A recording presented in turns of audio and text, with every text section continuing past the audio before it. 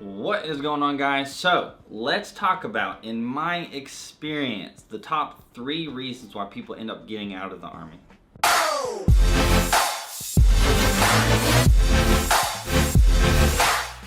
Alright, so before I get into the top 3 reasons, I do want to mention that this is technically a reason, but it's not like a reason due to the military itself. But basically, a lot of people who join the military don't ever intend to actually retire, so they get out of the military because their contract is over and then that's it, right? So that's not really like a reason for getting out of the military, so I just want to mention that right now. And then a quick little update on the merch store. I do want to say this because I've got some of my second lieutenant coins left, and I am technically up for promotion to first lieutenant soon, and then I'm gonna get some first lieutenant coins in. And previously you had to spend $100, or I did a few different kind of variations of things if you wanted one of my second lieutenant coins, one of my personal challenge coins. So now, until I run out of those, I'm gonna be dropping that down to $75. So if you spend at least $75, then you're gonna get one of these awesome second lieutenant challenge coins. I'm telling you guys, there's like, I really don't think any other second lieutenant in the entire Army has one. So, you know, once they're out, they're out. And yeah, if you buy any merch, I would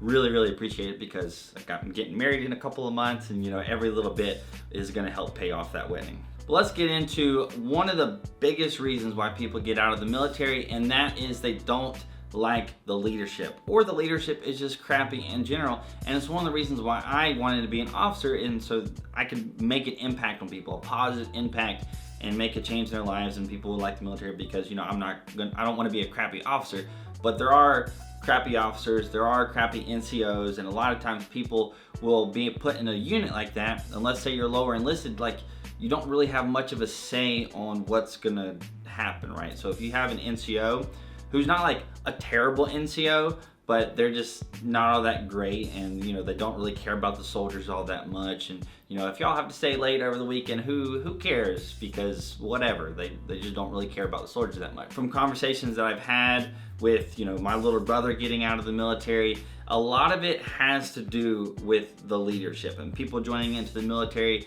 You know, sometimes you're just stuck with what you're stuck with. You might have a great experience in the military, and it just might be freaking awesome. And that's because you had a great like squad leader, or you had a great platoon sergeant or whatever. You had a great commander. So you had a lot of great people in your unit, a lot of great people who, you know, want people to enjoy their time in the military and not just hate life because of all the things that the Army is throwing at them, right? So a lot of times, the thing that makes your military career better is when the higher ups, the people who are in charge of you, will do whatever they have to do to help you out.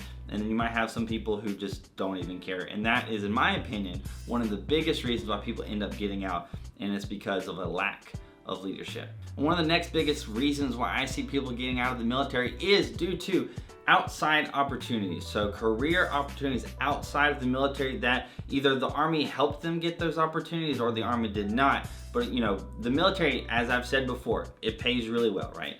But on the enlisted side, you're not gonna be making 6 figures anytime soon, right? So if you are on the enlisted side, or if you go warrant officer or officer, you get a bunch of certifications. This is kind of a little bit, you know, more directed towards like the specified technical fields of the military. But a lot of times those people, they'll get those certifications and they'll do the hard work to actually get the experience that they need. And then, oh my gosh, like a civilian employer, they just kind of like, you know, say, hey, let's see how much I can make on the civilian side. It's like, holy cow, I can make that much, and I'm over here making this much doing the exact same thing. And so a lot of times those people just, whenever their contract is over, they get out of the military and they switch over to the civilian sector and just simply make more money doing the same thing. And the third and final, and probably the biggest reason why people end up getting out of the military, and this can be due to a whole lot of factors, and that is just the military, the Army, the Navy, whatever it is, it's just not what they expected, right? So you join the military, you're all hooah and everything, and you're just like, yes, I'm gonna do this, this, and this. I'm gonna get all these certifications. I'm gonna do all this cool stuff. I'm gonna go to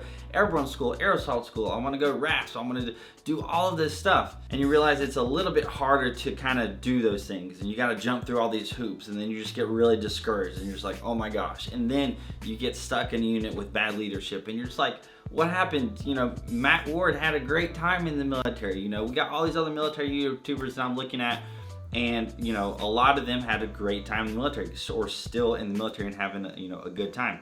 And then you join and you're like, well, this isn't what I thought it was going to be. You know, I'm going into this specific unit. That's not what I thought it was going to be. It's either too easy or just too stupid, and I don't even care about it anymore. And it's just not what you expected. Maybe you join the military, you got a significant other, you get married, and you're like, yes, we can do this. And then you get deployed, and you're like, well, crap, that sucked really bad. And then your wife or your husband is like, yeah, I don't think it's gonna work being in the military and being married at the same time. And then you're like, well, crap, now I gotta get out of the military. Because obviously, first things first, if your significant other is like really wanting you to get out of the military for the sake of your relationship and your life, in my opinion, I think it's just, better for you to be happier and get out of the military than get whatever retirement it would be.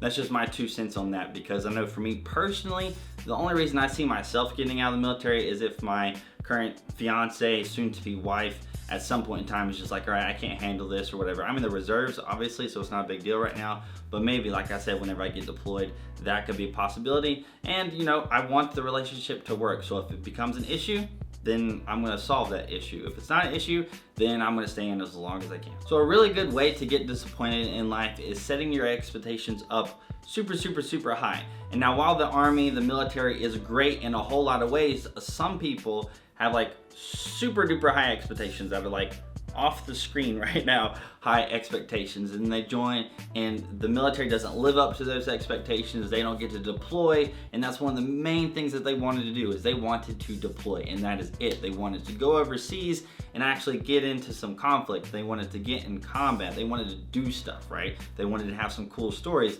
and then they joined the military, and after 3 years, they've done absolutely nothing. They haven't been deployed yet. They've only gone to like a couple training exercises, and they're just like, well, this isn't what I wanted, so might as well get out of the military. So manage your expectations and know that no matter who you talk to about their experience in the military, it is going to be different than your experience. So your expectations should be, yes, I can take all of what these people have said into account, and I can kind of know what to expect for certain things and know what decisions to make. But at the same time, your experience is going to be really, really different, right? You're gonna be in a different unit, you're gonna have different people, you're gonna have a different command structure, and that's gonna have a big impact on how your military experience is going to go. So that is 3 and kind of like 4, reasons why people get out of the military. I hope you guys enjoyed the video. If you did, hit that like button. That'd be awesome. If you check out some more of my videos, hit that subscribe button and the notification bell button. That would be even better. Follow me on Instagram and Snapchat